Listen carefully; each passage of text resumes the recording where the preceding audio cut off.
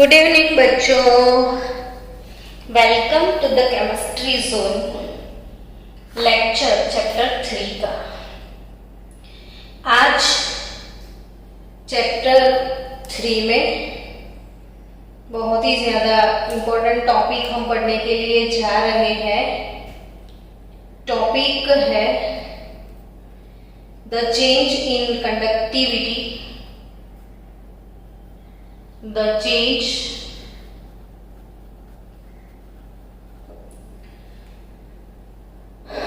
changes in conductivity of the solution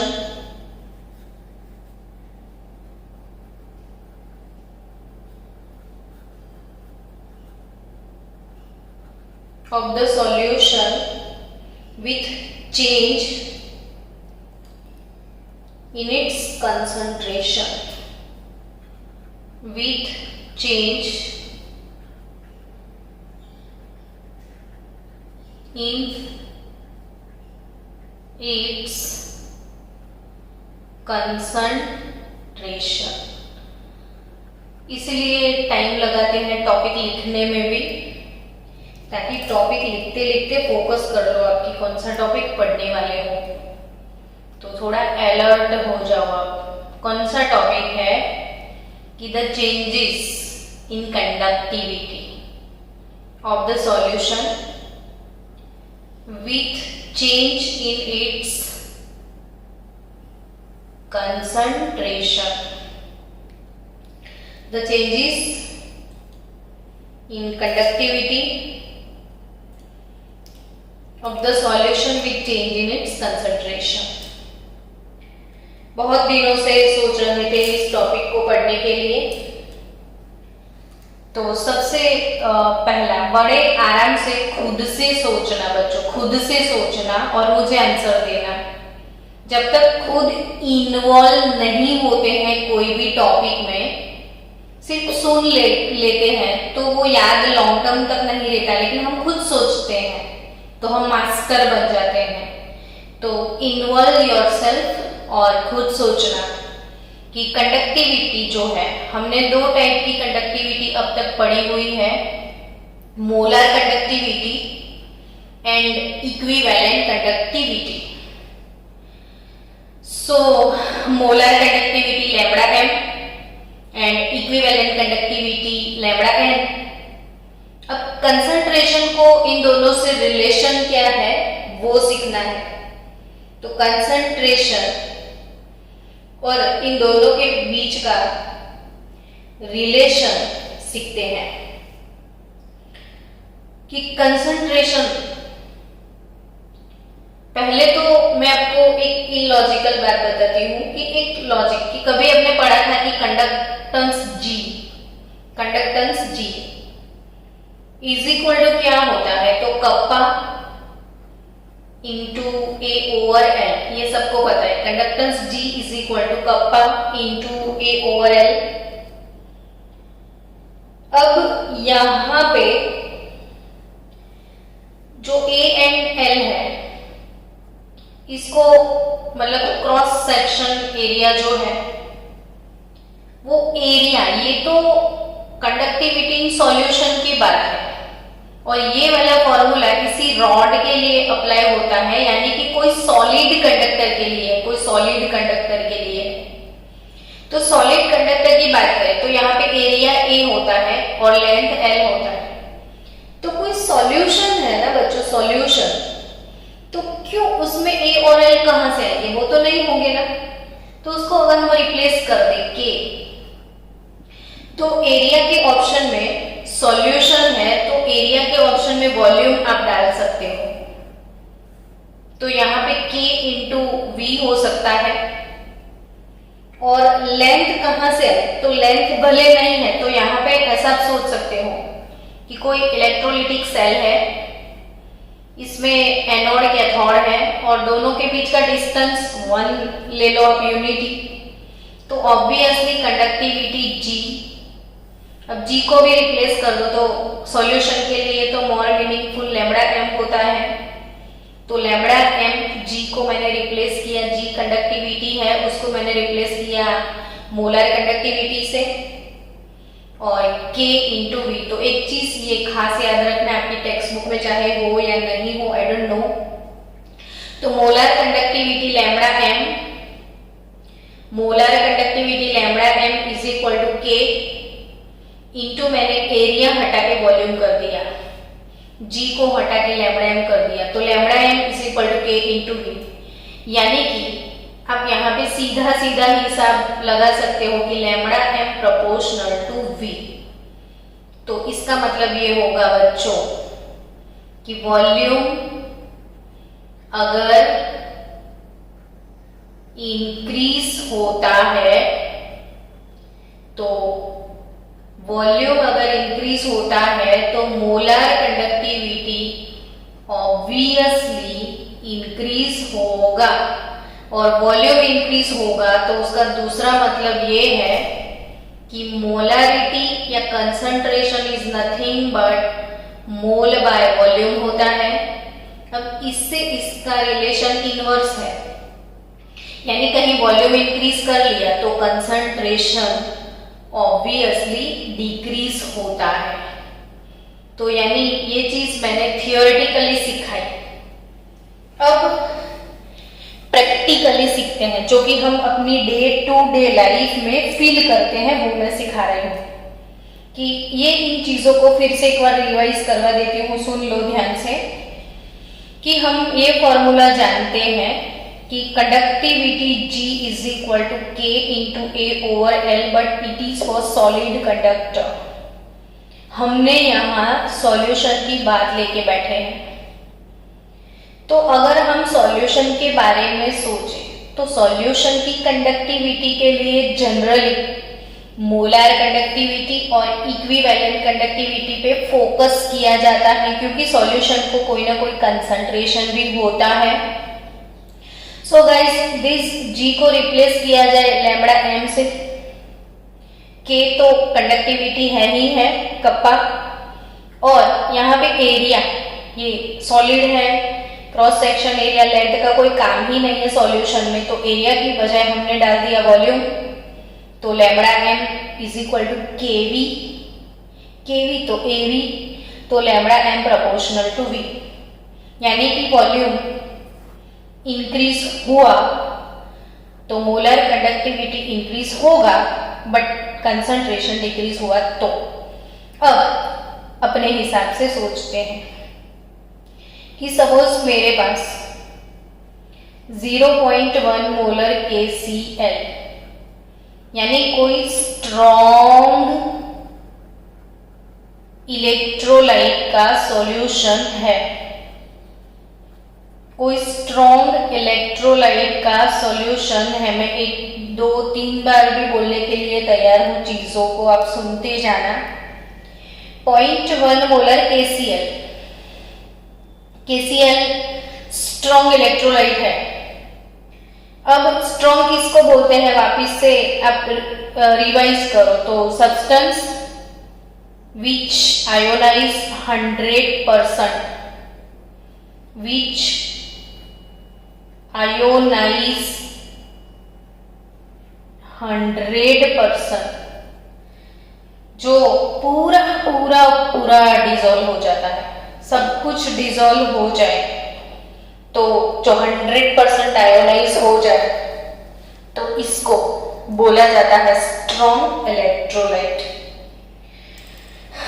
क्या बोलते हैं इसको, स्ट्रॉन्ग इलेक्ट्रोलाइट। डन। अब स्ट्रॉन्ग है तो वो पूरा डिसॉल्व हो गए, तो ऐसे स्ट्रॉन्ग इलेक्ट्रोलाइट 0.1 मोलर KCl का सॉल्यूशन है, जिसको मैंने कंडक्टोमीटर में डाल के उसकी मोलर कंडक्टिविटी निकाल दी। मैं अपने मन से बता रही हूँ ये कि 5 है, कंडक्टिविटी 5 साइमन सेंटीमीटर स्क्वायर पर मोल है। इसके बहाने आपका यूनिट लर्न हो जाए। तो सोचो कि 5 साइमन सेंटीमीटर स्क्वायर पर मोल है, चलो मोलर कंडक्टिविटी। अब मैंने इसमें पानी डाल दिया, तो इसका हो गया डाइल्यूशन। पानी डालने की वजह से ऑब्वियसली सरफेस ऊपर आएगा कि नहीं आएगा, यानी वॉल्यूम बढ़ जाएगा। तो कंडक्टिविटी में क्या फर्क पड़ने वाला है? तो कंडक्टिविटी इंक्रीज होगा क्योंकि वॉल्यूम इंक्रीज हुआ है। तो भी इससे भी अच्छा एग्जांपल कि क्यों जब स्ट्रॉन्ग इलेक्ट्रोलाइट में पानी डालते जाओ, उसको डाइल्यूट करते जाओ, तो डाइल्यूट करोगे तो कंडक्टिविटी इंक्रीज होता है। क्यों? अब उसको अपने खुद के एग्जांपल से समझते हैं कि भाई अपना एक स्टूडेंट है, ताना जी को लेते हैं। ताना जी, भाई अपना एक स्टूडेंट है ना ताना जी आज मार्केट में गया। मार्केट में जाके उसने एक छोटा सा बाउल परचेज किया और वो छोटे से बाउल में उसने फिश रख दिया घर पे आके। तो ये जो है उसकी फिश है, उसने 5 फिश उसमें रखी है। ताना जी की 1 2 3 4 फिश हो गई और 5 फिश है। कितनी फिशेस है यहाँ पे बच्चों? 5। अब ताना जी की जो 5 फिशेस है वो इतने से बाउल में है, तो उनकी जो मूवमेंट है फिश को तैरने का इतने से बाउल में कैसे मजा आए, क्योंकि कितना रेजिस्टेंट ये फिश यहाँ से यहाँ आ जाए तो दूसरी 4 उसको रास्ते में मिल जाए, यानी कि सोचो ट्रैफिक जाम। तो ये जो फिशेस है ये वाले बाउल में, तो ट्रैफिक जाम उसकी मोबिलिटी इतनी अच्छी नहीं होगी। वैसे अब उसी फिशेस वाले बाउल को ताना जी को नहीं अच्छा लग रहा था।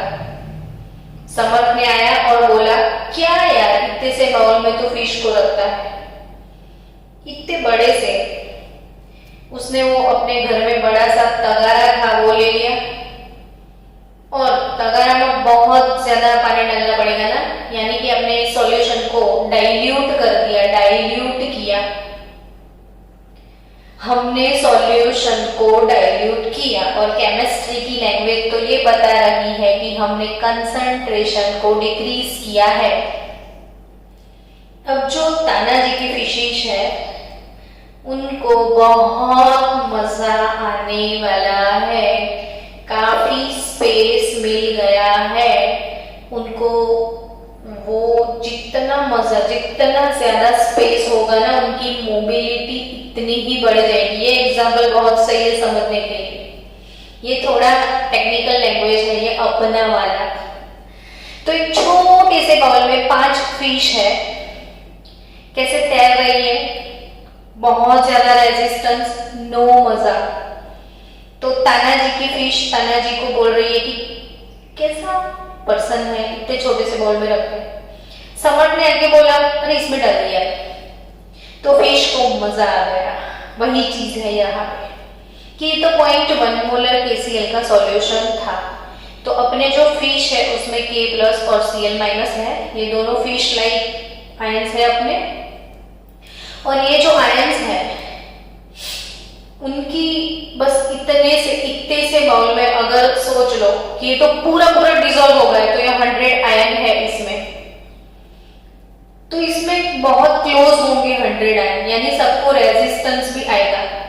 अब जैसे जैसे आप पानी डाल के ये वाले सॉल्यूशन को इधर लेके आओगे, तो एक बड़ा सा वेसल लेके आपने बहुत पानी डाल दिया, तो जो 100 नंबर ऑफ आयंस थे वो तो 100 ही रहेंगे। यहाँ पे 5 फिशेस है तो वो 5 ही रहेंगे। फिशेस बढ़ने वाली नहीं है, स्पेस बढ़ता है, स्पेस बढ़ता है। तो ये 100 आयंस 100 ही रहेंगे, लेकिन स्पेस बहुत ज्यादा हो गया, और ड्यू टू दैट बहुत ज्यादा स्पेस होने की वजह से इनका रेजिस्टेंस जो है वो कम हो गया। अब रेजिस्टेंस बहुत ज्यादा लो हो गया, रेजिस्टेंस बहुत ज्यादा कम हो गया, मजा मजा आ जाएगा कि आयंस की मोबिलिटी बहुत ज्यादा बढ़ जाएगी और कंडक्टिविटी बहुत अच्छे से इंक्रीज हो जाएगी। यानी कि अब जितने बच्चे हैं, चला मैं आपसे वाइवा ले लेती हूँ 2 मिनट के लिए। तो फाइनली हमारे स्टूडेंट को पक्के से समझ में आ गया कि कोई भी सॉल्यूशन लो, फिर इसमें पानी डालो, फिर उसको डाइल्यूट करो, फिर डाइल्यूट करते जाओ करते जाओ करते जाओ, कितना भी डाइल्यूट कर लो, कंसंट्रेशन कितना भी डिक्रीज कर लो, कंडक्टिविटी इंक्रीज होगा। और ये तो मैंने नहीं समझाया, तो फिर मैडम ये किसने समझा दिया? तो यस, मैं आपको कुछ खास सिखाने वाली हूँ आज। कि एक साइंटिस्ट थे, उन्होंने जो चीजें एक्सप्लेन करी, इनका स्पेलिंग भी ऑकवर्ड है, KOH, फिर L, फिर R, AU, SH, कॉलरोश। और Kohlrausch law of independent migration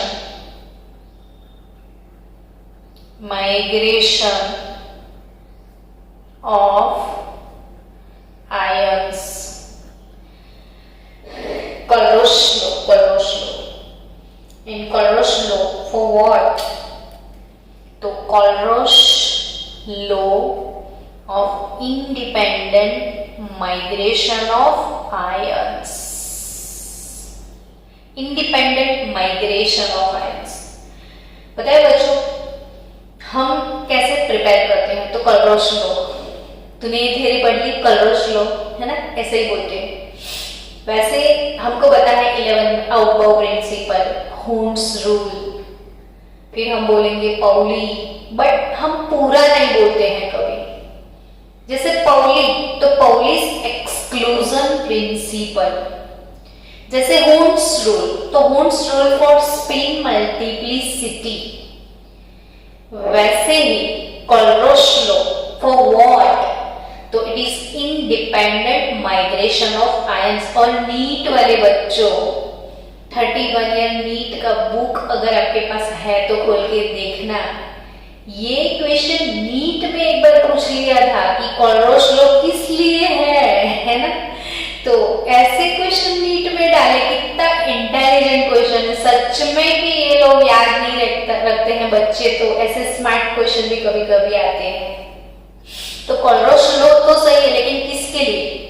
तो इंडिपेंडेंट माइग्रेशन ऑफ आयंस, यानी कि कोई एक फिश का माइग्रेशन दूसरी फिश के ऊपर डिपेंड नहीं करता। कोई फिश थकी हुई होती है, आप फिश पॉन्ड में जा, अरे कोई फिश वो एक्वेरियम किसी के घर पे है, तो आप वहां पे जाके देखो, तो जो फिश है ना, वो 4-5 फिश डाली होती है, तो किसी का मन करता है मूवमेंट करने को, किसी का मन नहीं करता है मूवमेंट करने को। जैसे क्लास में भी देखो ना, 32 बच्चे आते हैं, तो सब बच्चों का पढ़ाई का लेवल सेम नहीं होता है। सब बच्चों का होमवर्क सबमिट कराने का स्पीड, सब बच्चों को टेस्ट में लिखने का स्पीड, हर एक चीज अलग अलग है, और वो दूसरे से इंडिपेंडेंट है। यानी दूसरा कितना पढ़ता है उससे कोई और दूसरे को कोई लेना देना नहीं है। वैसे ही आपने KCl के सॉल्यूशन में K+ और Cl- डाला है, तो Cl- ऐसा नहीं सोचेगा कि K+ की कंडक्टिविटी उतनी ही मेरी होनी चाहिए, यानी कि दोनों की अपनी अपनी खुद की कंडक्टिविटी है। तो खुद की अपनी अपनी कंडक्टिविटी होती है, वही चीज प्रूव करी कॉलरोश अंकल ने। यानी कॉलरोश अंकल क्या बोलते हैं कि अगर मोलार कंडक्टिविटी ऑफ KCl है तो वो क्या होती है? तो वो होती है molar conductivity of K+ and molar conductivity of Cl-, और दोनों का टोटल, यानी K+ + Cl- दोनों का टोटल KCl जितना होता है। तो यानी Kohlrausch law of independent migration of ion. तो वो कैसे प्रूव किया वो आज समझते हैं। तो कोलरोस अंकल उनका जो प्रैक्टिकल है it is for strong electrolyte. आप सब लोग समझते हो what is strong electrolyte. So KCl, NaCl, KBr, NaBr, Ki, NaI, ये सारे स्ट्रॉन्ग इलेक्ट्रोलाइट हैं।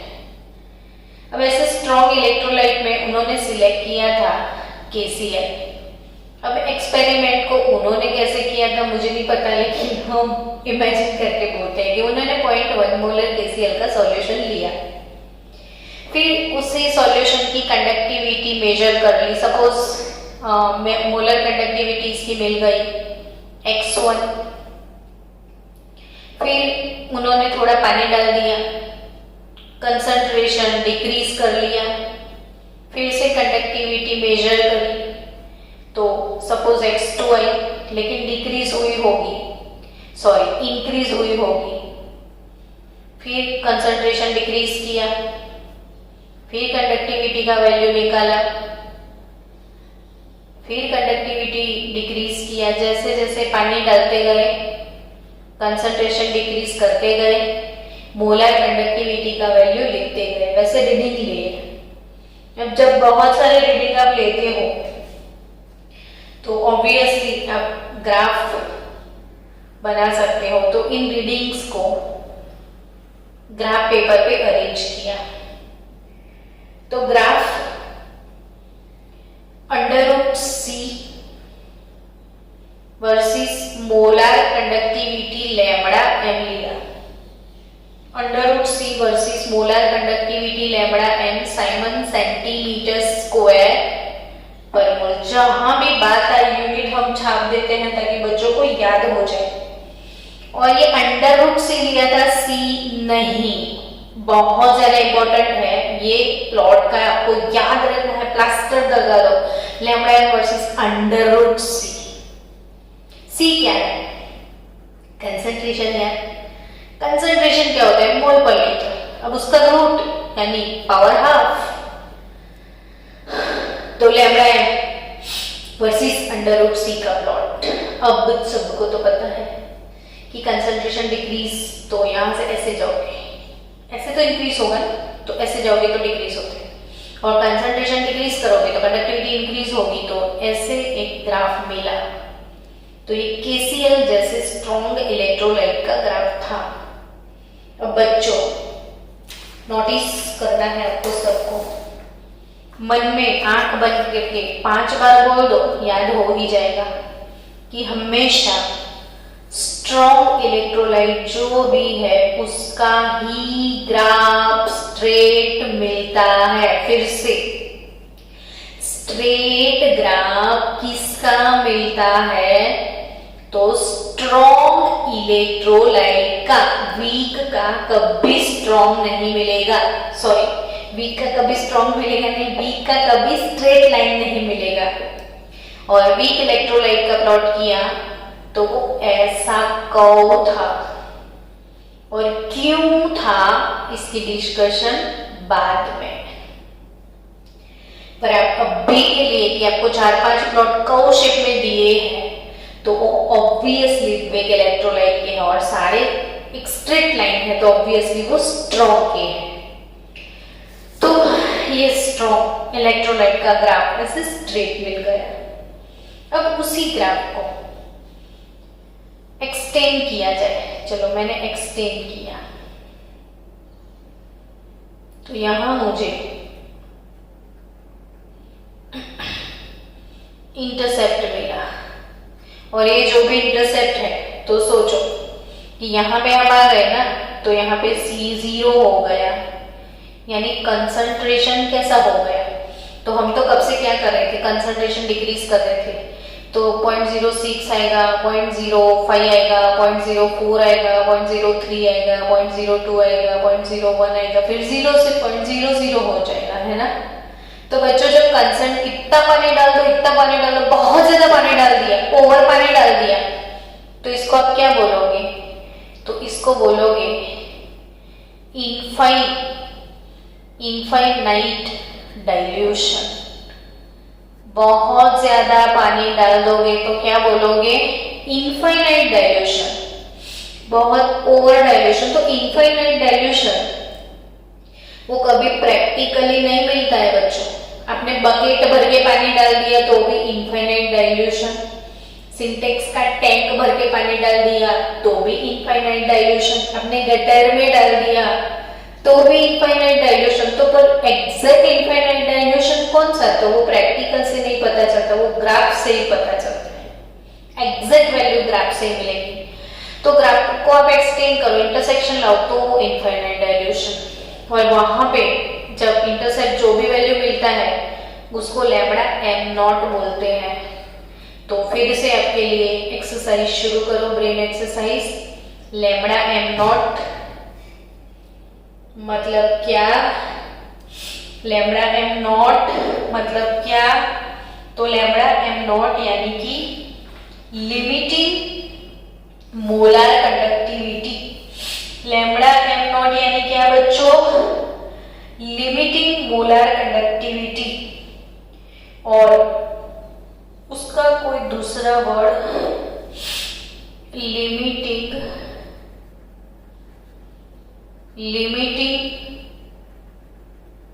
Molar conductivity. लैम्बडा m यानी लिमिटिंग मोलर कंडक्टिविटी और conductivity at infinite dilution. Conductivity at infinite dilution. तो लैम्बडा m नॉट क्या है? Limiting molar conductivity और conductivity at infinite dilution. यानी कि बच्चों ये प्लॉट आपको मिला, फिर से एक बार आपको याद करवा दूं। Lambda m versus under root C, lambda m versus under root C, फिर ये मिला लैम्बडा m नॉट। अब ये तीनों के बीच का रिलेशन तो शायद मैंने आपको कौन सा 9 चैप्टर करवाया ना, अभी वो नहीं करवाया आपको। तो चलो मैं अभी आपको सिखाती हूँ, आपने फिजिक्स में कहीं सीखा होगा कि y is equal to mx plus C जो है, y is equal to mx plus C, तो उसका जो प्लॉट होगा वो हमेशा स्ट्रेट लाइन होता है। तो फिर वो कैसे? तो इसको समझते हैं कि जो y एक्सिस है ना उसके ऊपर y का वैल्यू होता है, x के ऊपर x का वैल्यू होता है। m कहां से मिलता है? तो अगर ये स्ट्रेट लाइन है तो ये स्ट्रेट लाइन का हमेशा एक स्लोप निकलता है, तो स्लोप का वैल्यू जो है उससे m मिलता है।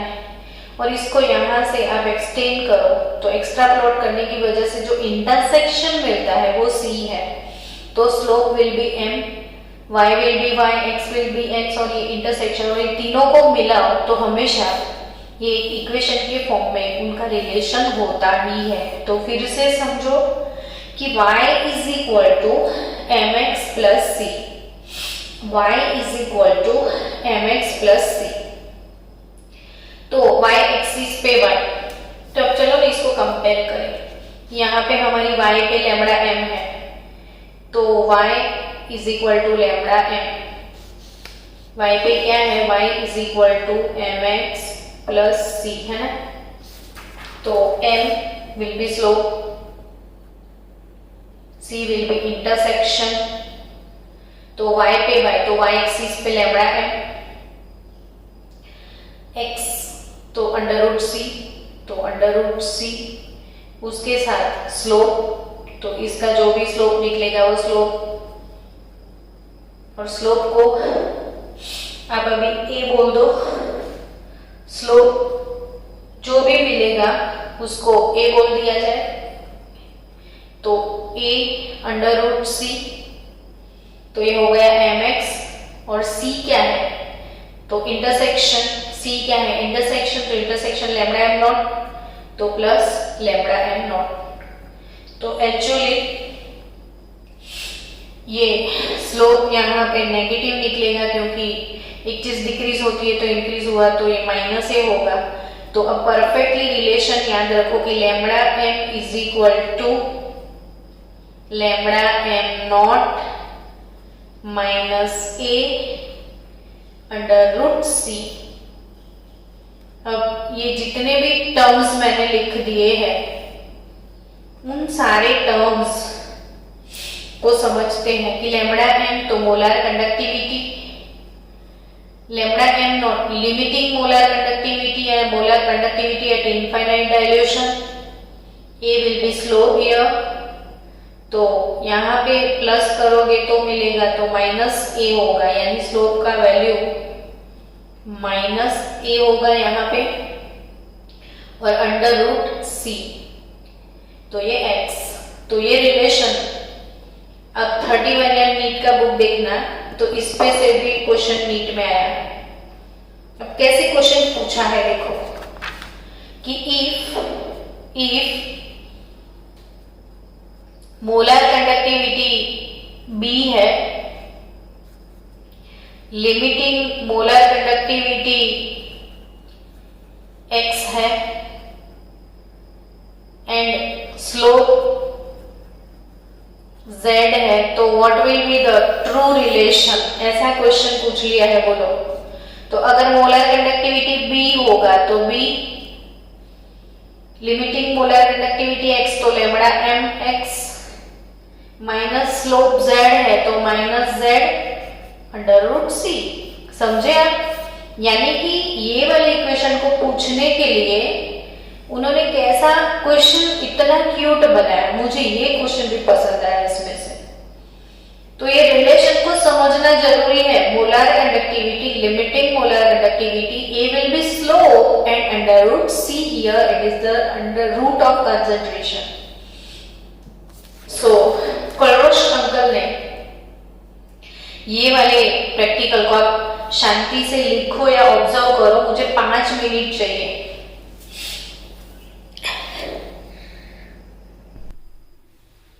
चलो lambda M not minus A under root C. अब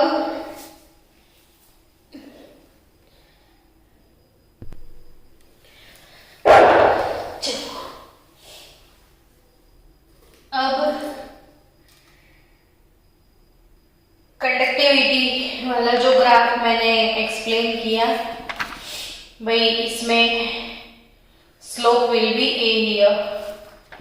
तो स्लोप की बात की जाए कि slope is equal to minus A here, तो ये ए का जो वैल्यू है वो ए के वैल्यू को, उसके लिए एक स्पेसिफिक चीज मुझे बतानी है कि values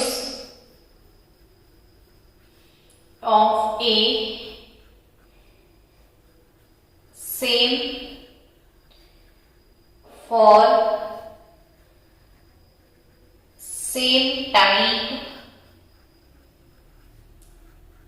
of electrolytes, same type of electrolytes, values of A same for same type of electrolytes, यानी NaCl जैसा सेम टाइप का इलेक्ट्रोलाइट कौन, तो +1 -1, तो KCl, KBr, KI, NaI वो सेम टाइप के इलेक्ट्रोलाइट है 1:1 वाले।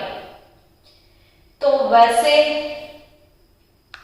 ये 1:1 वैलेंसी टाइप के इलेक्ट्रोलाइट है। तो इन सब के लिए अगर आपने NaCl का A वैल्यू निकाल दिया तो बाकी सबके लिए निकालने की जरूरत नहीं, सेम होगा। अगर कैल्शियम क्लोराइड तो Ca+2 Cl-1 तो वैलेंसी टाइप 2:1 हुई, तो MgCl2। तो अगर CaCl2 का A निकाल दिया तो MgCl2 का भी सेम होगा, यानी सेम टाइप के वैलेंसी वाले जो इलेक्ट्रोलाइट है उनका A का वैल्यू सेम होगा। अब आगे बढ़ते हैं। आगे यही चीज सीखनी है कि समझो कि कोलरोश अंकल ने क्या किया। तो कोलरोश अंकल ने बहुत अच्छा एक्सपेरिमेंट किया कि केसीएल के लिए ये अभी जैसे हमने प्रैक्टिकल किया कि डाइल्यूट करते गए, फिर रीडिंग्स लेते गए, फिर ग्राफ प्लॉट किया और ग्राफ प्लॉट करके लेमडा एम नॉट कैलकुलेट कर लिया।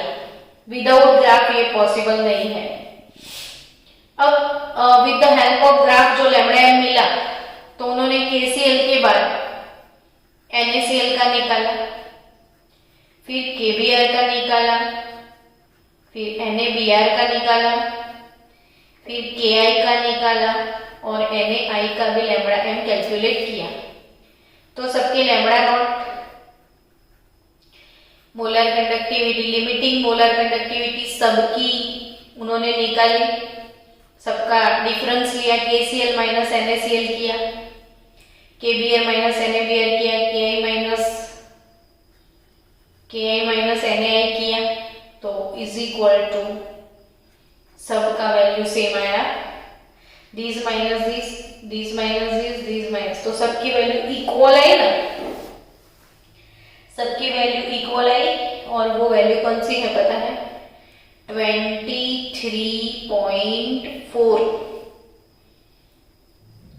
साइमन सेंटीमीटर स्क्वायर पर मोल। ये याद रखियो, ध्यान रखना, हमेशा ध्यान रखना कि केसीएल माइनस एनएसीएल, तो अल्टीमेटली देखो अभी मैंने बताया था कि केसीएल माइनस एनएसीएल तो लेमडा एम के plus lambda not Cl minus हुआ, इन दोनों का independent, minus lambda M not Na plus और minus lambda M not Cl minus. तो अल्टीमेटली सीएल माइनस कट होगा तो डिफरेंस के और एनए का ही निकला ना, तो सब में नेगेटिव कॉमन है तो के एनए का ही डिफरेंस आया 23.4। यहीं से एक चीज और प्रूव होती है कि मैंने एक प्रीवियस लेक्चर में आपको एक चीज सिखाई कि कंडक्टिविटी पूछे लीना की रब से फरियाद, और कंडक्टिविटी का क्वेश्चन आए तो जो सबसे छोटा है उसकी नहीं, जो सबसे बड़ा है उसकी कंडक्टिविटी ज्यादा होगी, क्योंकि जो सबसे छोटा है उसका हाइड्रेशन मैक्सिमम होगा तो वो बड़ा हो जाएगा। तो यानी यहाँ पे Na प्लस लेस देन के प्लस, तो लिटरली आप यहाँ पे प्रूव कर पाओगे कि यस के माइनस Na 23.4 का डिफरेंस है, तो के प्लस Na प्लस प्लस 23.4 जितना होता है, यानी के प्लस की कंडक्टिविटी सोडियम से ज्यादा है। तो ये चीज याद रखना। दूसरा उन्होंने फिर नेगेटिव आयन के लिए ट्राई किया, तो नेगेटिव आयन में ब्रोमाइड क्लोराइड की कंपैरिजन करी, NaBr माइनस NaCl लिया, यहाँ पे पॉजिटिव आयन कॉमन लिया तो ब्रोमाइड क्लोराइड का डिफरेंस मिला ना उनको। वैसे फिर KBr और KCl लिया तो भी ब्रोमाइड क्लोराइड और इनका डिफरेंस भी सेम आया 1.8 मोल सेंटीमीटर स्क्वायर पर मोल आया। और इसकी वजह से इनको पता चला कि इंडिपेंडेंट रोल है, और इंडिपेंडेंट रोल है ऐसा पता चलने के बाद उन्होंने अपना स्टेटमेंट दिया।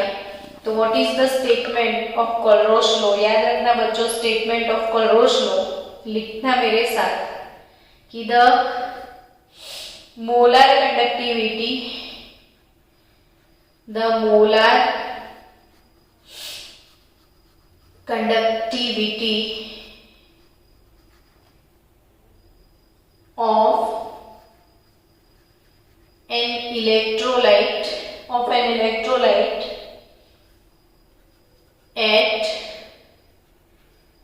infinite dilution, यानी कि लिमिटिंग मोलर कंडक्टिविटी, अब ऐसा भी बोल सकते हो lambda m naught, the molar conductivity of an electrolyte at infinite dilution को वन वर्ड में बोल सकते हो कि limiting molar conductivity lambda m naught is the sum of the values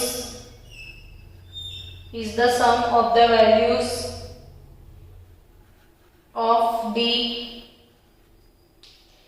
molar conductivity of positive ions and